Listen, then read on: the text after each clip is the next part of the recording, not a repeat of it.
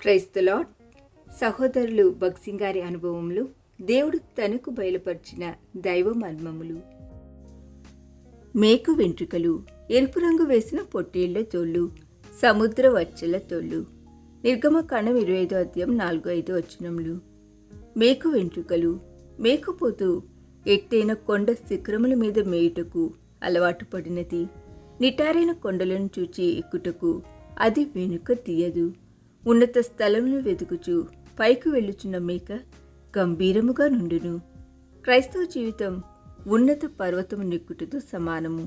నీవు దేవుని సన్నిధిని అనుభవింపగోరుచున్నావా? నీవు దేవుని మహిమను చూడగోరుచున్నావా? అట్లయినచో కష్టములనేది పర్వతములను ఎదుర్కొన్నప్పుడు నిరుత్సాహపడి వెనుకకు తిరగకుండవలెను. ఎరుపు రంగు వేసిన పొట్టేళ్ల తోళ్ళు గుడారమునంతటినీ కప్పెను. ఇది పాపములన్నిటినీ కప్పగలిగిన యేసు ప్రభు రక్తమును సూచించుచున్నది. సముద్ర వచ్చల తోళ్ళు కూడా గుడారమునంతటినీ కప్పెను. నీటి కుక్క సముద్ర వచ్చల తన పిల్లలను అధిక జాగ్రత్తతో కావెను. ఎల్లప్పుడూ మెలకుగా నుండి ఏ ఇతర జంతువు తన పిల్లలకు హాని చేయకుండా కాపాడును. పక్షిరాజు తన పిల్లలను కాయనట్లును. ద్వితీయోపదేశకాండం 32:11-12 గొర్రెల కాపరి గొర్రెలను కాయనట్లు.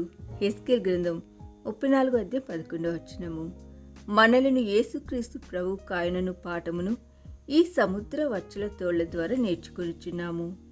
రోగులు, పేదలు, అనేక అవసరతలున్న వారిని కాయుటకు కాపరులు అవసరము.